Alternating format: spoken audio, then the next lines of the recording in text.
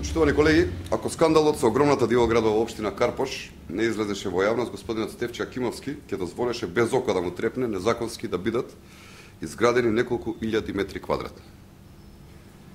Заради вистината, Државниот завод за урбанизам и градежништво во месец јуни 2009 година дава укажување за поништување на локацијските услови за спорната градба.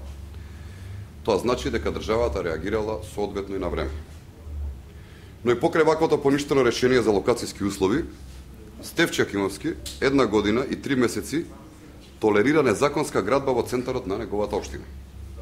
А надлежност е само на општината да ги спречи изградбата на диви градби. Станува јасно дека Јакимовски не ги преземал со закон предвидените активности за спречување на изградба на оваа дивоградба.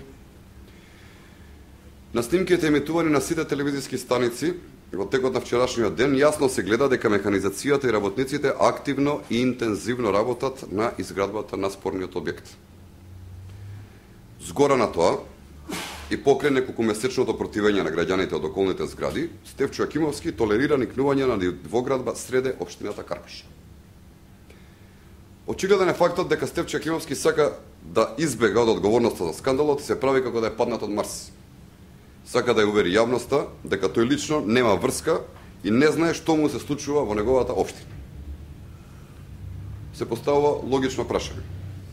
Зошто Стефче Акимовски, како единствено надлежен, не ја прекинува дивоградбата и не го извршил решението за поништување на локацијските услови за спорната градба?